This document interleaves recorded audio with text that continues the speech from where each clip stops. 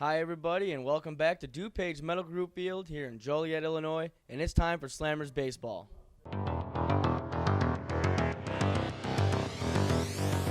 Alongside Andy Hensel, I'm Joey Alexander, and this is your Joliet Slammers pregame show. Hello, everybody, and welcome back. We're here for our first game back at the DuPage Medical Group Field after the long All-Star break and the road trip, and the road trip started off good for the Slammers as they took it 2-1 against the Southern Illinois Miners, but then they ran into a buzzsaw in the Evansville Otters. They dropped all three. Yeah, and that's a huge series at this point in the season because going into that series with Evansville, 6.5 out, obviously not the spot where you would like to be, but still plenty of baseball left, and you're definitely in a position at 6.5 out to try and string some wins together and make a run back at towards first place. But they drop all three.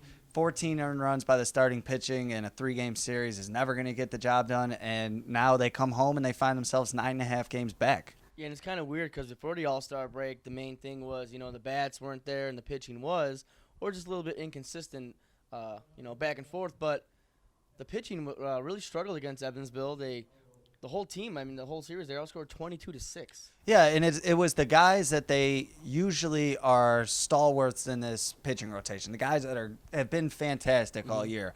Keegan Long gives up 7 earned runs in his start.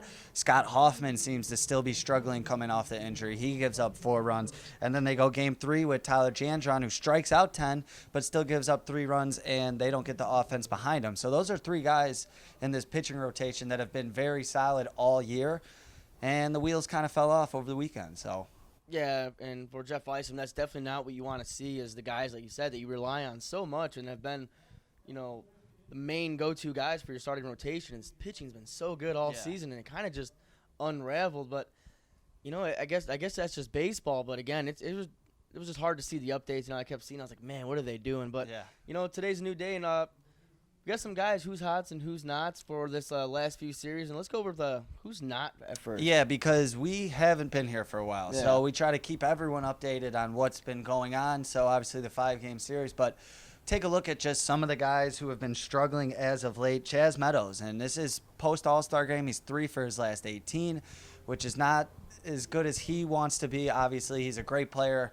All-Star caliber player, had a hit in the All-Star game, so was doing really well, but has struggled coming out of the All-Star break, has struggled to reach base, and again, struggling to reach base, London Lindley, this team's leadoff hitter, is 3 for his last 28 at-bats. Wow. That can't happen. London's been a great player. He's been very consistent for the most part. He's in a pretty big slump right now, so it's not been great for those guys post-All-Star break, but again, there's plenty of baseball left. So yeah, and plenty of baseball left, but some of the hot guys for the Slammers, some of the bright spots, I'd say, Peyton Isaacson staying strong. Like you said, 6 hits over his last 8 games. Harrison Bragg, yes. Once this team got him, he kind of struggled. It was striking out a lot, but he's kind of been, the guy carrying the load here on the offense. Some big hits, some big home runs. He's kind of been that guy that Jeff wanted. 5-hit streak. It's on a 5-game hit streak. He's got 8 hits over those 5 games. So he's been doing it in bunches, and he's got the power. We know that. So he's been very impressive over the past couple games. Well, unfortunately, while the All-Star break was taking place, Slammers had to let go Tyler Coolball because the injury, he placed on the IL because he did have that torn ligament in the thumb. But like you said, as one door closes, another door opens, and they just signed the new guy last night. Tell us a little about the new guy, Clayton. Yeah, Clayton Harp, kid from Texas, 6'4", 200 pounds. Is a football player from Texas, obviously, as they all are. All-state punter back in Texas. Went to Sam Houston State. Had a pretty good career at Sam Houston State. I had a chance to interview him, actually, to kind of just get to know him and talk to him about what it means to be a professional now at this point in his life, and just some other charity work that this guy has done in the past. So a great person. We just would like to see that also carry on to the baseball field and have him be a great player. So here's an interview with Clayton Harp. Okay, we are here with newest Slammer outfielder Clayton Harp. Clayton, Texas guy, El Campo, Texas, Sam Houston State, and now first professional team. How does that feel? Yeah, I'm just ready to go. I'm kind of disappointed, with how my season ended at Sam Houston. Been kind of sitting out this summer a little bit, so I'm just ready to go and get playing again. So I'm looking forward to it. And obviously, we talked before this a little bit. The grind for you has been a little extra this week. You got in last night at about 2 in the morning, and now you're in the starting lineup today. How do you balance all that? How do you balance, getting here from Texas, which is obviously a huge flight, and then being ready to play with a team that you really don't know much about? Adrenaline. I mean, that's all I got to say. Just ready to play. Like, I've been waiting for it for a long time. Just get my opportunity and go out there and do what I can. I can't really think about being tired, nothing like that. So.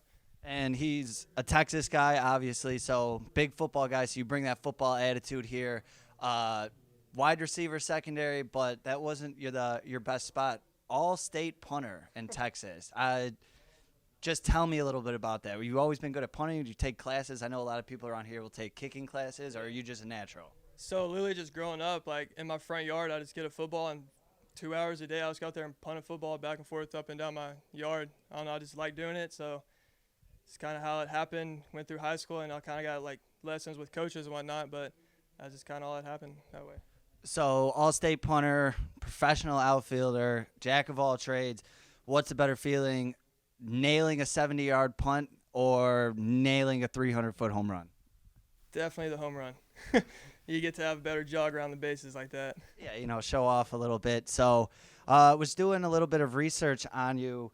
You started back in 2009, Home Runs That Help for Will Bubella, struggling with Dravet syndrome, obviously a form of epilepsy.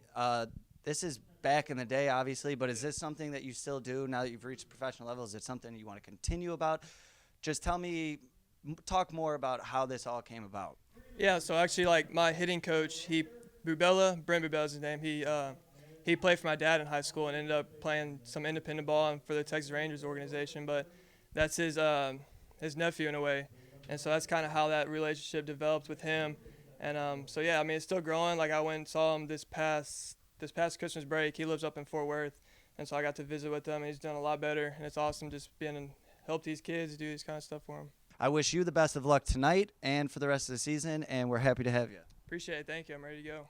Again, thank you for Clayton taking time out of his day here. It's been a busy, like you said, he got in at 2 a.m. and had to jump straight over here to the stadium. And now he's going to be in tonight's starting lineup playing left field. And speaking of starting lineups, let's take a look at it. Yeah, so for the Slammers tonight, London Lindley in the one-hole center fielder leading off. Chaz Meadow back at shortstop batting second. Dash Winningham batting third, playing first. Riley Crane moved to the four-hole playing third base tonight. Peyton Isaacson behind the plate batting fifth. Jimmy Roche batting sixth and in the DH. Oliver Nunez, the second baseman, batting seventh. Clayton Harp, the new guy, batting eighth and playing left field. And Jared Morello batting ninth, playing right. For the visiting Gateway Grizzlies, Shawan Dunston batting first in center field. Brett Sakurai, the shortstop, batting second.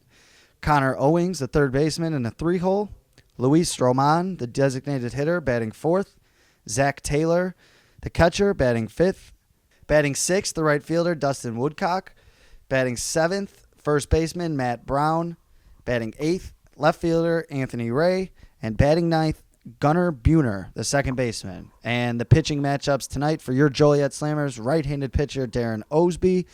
And for the Gateway Grizzlies, number 30, Rain Letkman. And that was tonight's starting lineups for the game against the Gateway Grizzlies. This is the opening game of the series. Andy, this is a very winnable series, and I think the Slammers, if, like you said, it's not all hope is lost. I mean, they are 9.5 games out, but Gateway is not a good team. They come in at 23-33. They're last in their division as well. Good time, you take a sweep here and someone at the top gets swept. You're back within 6 games, maybe feeling a little better about yourself. But let's talk about tonight's starting matchup. Slammers got to feel good. They're sending Darren Osby out there tonight. Yeah, Darren Osby is an all-star, like we had mentioned. Last start versus Southern, he went 3 hits, 5 innings. So got a 2.55 ERA on the season. He's been very solid overall. Just the one win, but he's not taking losses either. So that's something that's good to see. He's got nasty stuff, and when he's on his game, he is very, very tough to beat. So with Darren Osby on the mound, I like the direction that this game is headed. Yeah, and I like how Osby pitches at home. He's pretty solid here. He's pretty comfortable on the mound. But they're going to face a tough guy tonight in Rain Leckman, as you mentioned earlier in the lineups. He's 1-2, 3.34 ERA. I mean, this guy's a big, tall pitcher out there. He's going to bring it tonight, and hopefully Slammers' bats are, up. up to the challenge. And this is a guy who's got skills. He was a 23rd round pick by Tampa Bay. Pitched in their rookie system for a little bit, pitched 56 innings, did not give up any home runs in rookie ball for Tampa Bay. So, you know, he gave up a couple hits. You know, the hits weren't great for his numbers for rookie ball, but no home runs in 56 innings at the major league level is very impressive. So if he's on his game tonight and the Slammers struggle to get some runs early, it could be a long night. Well, the good news is that in the Frontier League so far this year, in 6 games, he's given up 6 home runs. Yes. So although he did well in the minors, here he's been struggling a little bit. And hopefully the Slammers can, again, jump on that with, you know, Peyton's hot bat, Harrison's hot bat. Maybe Riley Crane gets going here. I think this is a very, very, very winnable series for the Slammers, and this could really help them a long way to getting back into contention to get into the playoffs. So you say that. I got to ask who then tonight, who do you think tonight is going to be the catalyst? Who's going to be your pick to click for tonight's game? I'm going to go with the man at the top of the order because I love London on the, you know, leading off as he always just gives you a professional at bat, and he's so solid out there, and he has been slumping, so he's due.